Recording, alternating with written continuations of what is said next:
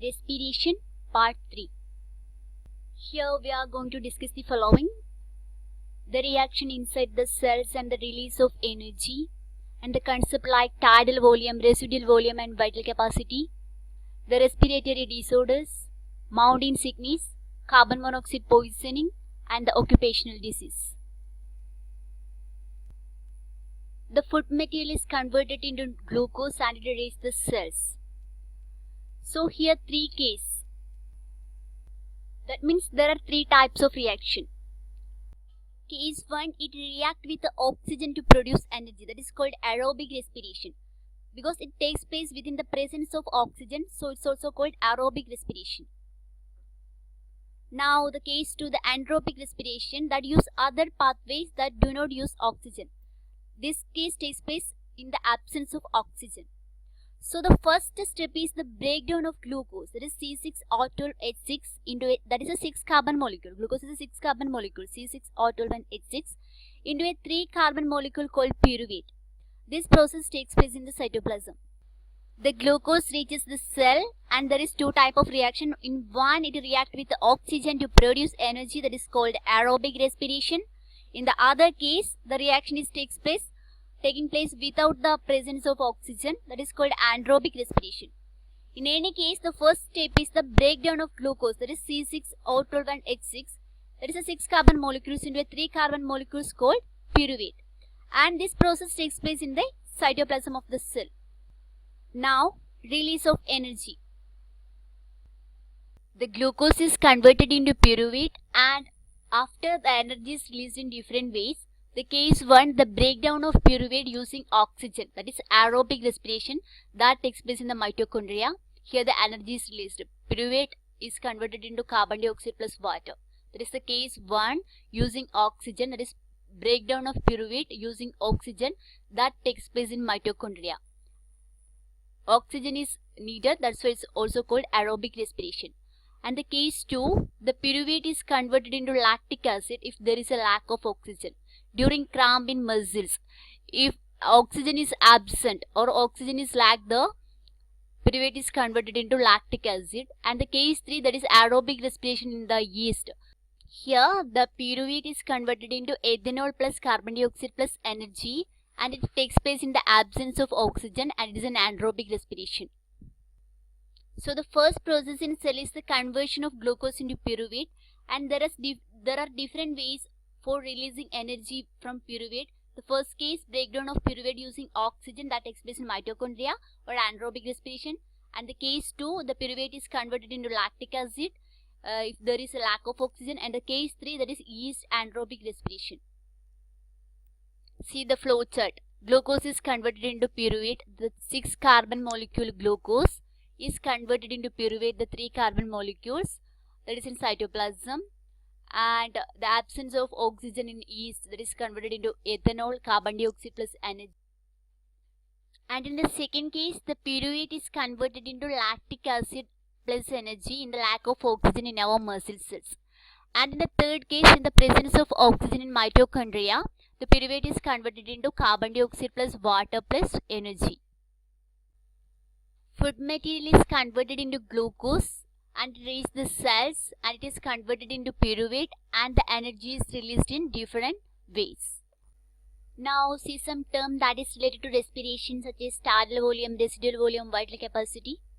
The tidal volume means the amount of air taken in normal breathing without any effort. That is tidal volume. It is the amount of air taken in normal breathing without any effort, that is called as tidal volume. Otherwise, the residual volume means amount of air remains in lungs after a forceful expiration. So the amount of air remains in lungs after a forceful expiration, that is called as residual volume. After most forceful expiration, as much amount remains in the lungs. That means the lungs are never completely empty. So the remaining air in the lungs after most forceful expiration, that is called as residual volume. The lungs are never completely empty. That means the gas exchange is continuous and uninterrupted. So the residual volume means the amount of air remains in lungs after most forceful expiration. Some air remains in lungs, so the gas exchange is continuous and uninterrupted. The next is vital capacity. The vital capacity means the maximum amount a person can breathe out with maximum effort, or the greatest volume of air that can be expelled from the lungs after a maximum inhalation. That means after the forceful inhalation, how much air a person can be expelled. That quantity is also called as vital capacity, and it is measured by spirometer. A person is taking air inside with a maximum effort and he is expelling the air, and that quantity of air is termed as vital capacity. It is the measurements of ventilation capacity of lungs that is measured by spirometer, and the vital capacity is higher in athletes than non-athletes, higher in children and young people than in old people, higher in man than woman. This is vital capacity. So remember the terms tidal volume, residual volume, vital capacity, etc. Tidal volume, that is related to normal breathing, and in the case of residual volume, after most forceful expiration, some amount of air remains in lungs. After most forceful expiration, some amount of air remains in lungs, that is called as residual volume. And the vital capacity is the maximum amount of a person can breathe out with maximum effort, or after a most forceful expiration. Then next to some respiratory disorders. The first one, the emphysema. The prolonged cigarette smoking. Prolonged cigarette smoking can cause the alveoli breakdown. It reduces the gas exchange. That means the amount of oxygen is decreased in blood and the carbon dioxide is increased. So the emphysema is the result of prolonged cigarette smoking, which cause the terminal bronchioles get blocked and walls between the alveoli break down. So the effect is the reduce the surface area of gas exchange. We know the alveoli is the actual place of gas exchange. When it breaks down, it reduces the surface area of gas exchange. So it causes the decrease the amount of oxygen in blood and carbon dioxide is increased. That condition is called as emphysema. Then another one, that is bronchitis. The inflammation of bronchi that is caused by any infection such as cigarette smoking, etc., or exposure to air pollutants like carbon monoxide, that can cause bronchitis.